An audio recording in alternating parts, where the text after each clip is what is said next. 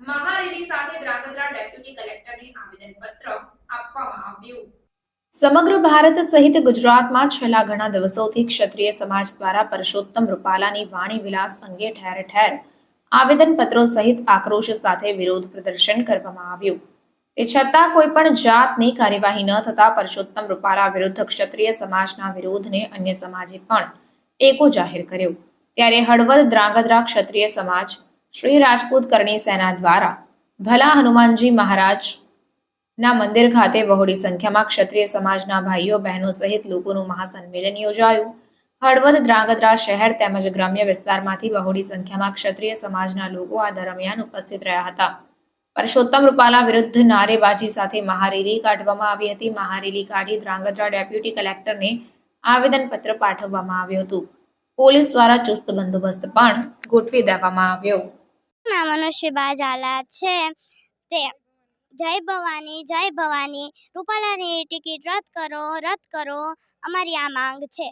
Jhala Laxmansinh માલણિયા Saurashtra social media Karni Sena in charge. આ પ્રેસના મિત્રો હું જાણો જ છું કે ઘણા સમયથી આંદોલન ચાલી રહ્યું છે। આ અમારી અસ્મિતા ઉપર ઘા છે। કોઈ સમાજના વિરોધમાં નથી કે કોઈ પક્ષના વિરોધમાં આંદોલન નથી। આંદોલન સિર્ફ પરસોત્તમ રૂપાલા ભાઈનો વિરોધ છે અને વહેલામાં વહેલી તકે એમની ટિકિટ કપાવી જોઈએ।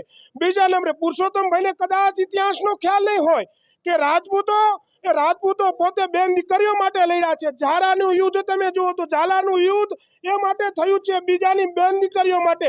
આ તો અમારી વિરાંગના ઉપર ઘા કર્યો છે। આ કોઈ દી સાખી ન લેવાય। બીજા નંબરે અમારી 14 તારીખ ફાઇનલ થઈ ગઈ છે રાજકોટની અંદર। તમે જોવો જનમેદનીને, આ જનમેદની જોઈને તમે શીખી જાઓ કે ભાઈ આપણે શૈક્ષિક રીતે આમાંથી નીકળી જવું જોઈએ અને આપણે પક્ષને નુકસાન ન થાય ટિકિટ ખેંચી લેવી જોઈએ। નકર ઉગ્ર આંદોલન બનતું જાય છે। તાલુકે ગામડે જિલ્લે અને મહાસભાઓ ચાલુ થઈ ગઈ છે। એટલે હું શું તમારા મીડિયાના માધ્યમથી કહેવા માંગુ છું, વહેલામાં વહેલી તકે એ ભાઈને અને ગાંધીનગરમાં બેઠેલા હોય હું એમના હાઈકમાન્ડને પણ કહું છું કે ભાઈ તમે એની ટિકિટ કાપો અને રાજપૂત સમાજનો એક અવાજ જોવો। રાજપૂત સમાજ બીજી કોઈ માગણી નથી કરતું, એક જ માગણી કરે છે એની ટિકિટ કાપો। અને રાજપૂત સમાજ તો આ પક્ષના પાયા નાખનારો પક્ષ છે। ભૈરવસિંહભાઈ જેવા આ પક્ષના પાયા નાખ્યા છે, એ કોઈ દી ન ભૂલતા। આ પાયા આ પક્ષને એકથી લઈને દિલ્હી લગીને લઈ જવામાં રાજપૂતનું એક પરસેવાનું ટીપું પડ્યું છે। આજે એ સમાજને આ ભોગવવું પડે તો આ તમે સાંભળો, તમે જોવો।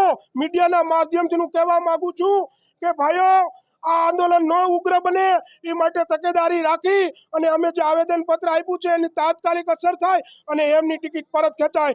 જય માતાજી, જય ભવાની, જય મા કરણી। આજ રોજ ધ્રાંગધ્રા શહેર તથા ગ્રામ્યના તમામ ક્ષત્રિયોએ આવેદનપત્ર આપેલું છે અને અમારી એક જ લાગણી અને માગણી છે કે પરસોત્તમ રૂપાલાની ટિકિટ રદ થાય।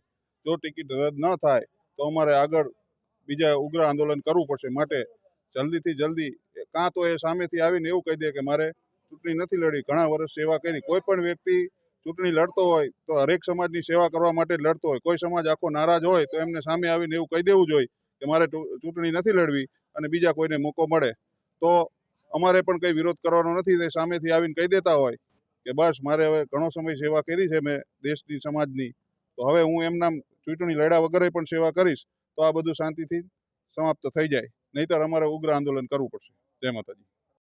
ક્ષત્રિય સમાજ જ્યારે ધ્રાંગધ્રા ખાતે મળ્યો છે ત્યારે અમારો ફક્ત એક જ વિરોધ છે કે જે રૂપાલા સાહેબ એમ કીધું કે રોટી અને બેટીનો વ્યવહાર અંગ્રેજો સાથે કરેલો, તો આવું ઇતિહાસમાં ક્યાંય છે નહીં, પહેલા કરેલો નથી અને ક્યારેક કર્યો નથી। આવું નારી શક્તિનું જે અપમાન રૂપાલા સાહેબે કર્યું છે ને એ ક્યારેય સહન નહીં કરી શકાય। જ્યારે જ્યારે ધર્મયુદ્ધની અંદર દ્રૌપદીઓ સુધી હાથ પગ્યા ને ત્યારે મહાભારત રચાણું છે। ફરી મહાભારત ન રચાય એના માટે થઈ અને નરેન્દ્ર મોદી સાહેબે રૂપાલા સાહેબની ટિકિટ तुरंतपणे रद्द करवी જોઈએ। शब्द संभाल के बोलिए, शब्द को नहीं हाथ और पाव। एक शब्द औषध करे, दूसरा करे घाव। हमारा हृदय ऊपर घा लाग्या છે, અમારા હિંદવાણા ઉપર ઘા લાગ્યા છે અને આ ઘાનો જવાબ એ દરેક રાજપૂત ક્ષત્રિય સમાજ આજે ગુજરાતમાં એકત્રિત થઈ અને રૂપાલા સાહેબને આપી રહ્યો છે। ત્યારે અમારી નમ્ર એક વિનંતી છે, કારણ કે આ ક્ષત્રિય સમાજ એ માંગનારો સમાજ નથી, છતાં અમે સ્વયંશિસ્ત રીતે આંદોલન કરી અને ફક્ત અમારી એક માંગણી છે કે રૂપાલા સાહેબની ટિકિટ રદ કરવામાં આવે અને આ આંદોલનને શાંત કરવામાં આવે અને ક્ષત્રિયોને ન્યાય મળે, ક્ષત્રિયોની નારી શક્તિઓને ન્યાય મળે। ભવાની મારું નામ ઝાલા મયુરીબા પરાક્રમસિંહ છે. હું ધાંગધ્રા તાલુકામાંથી બોલું છું.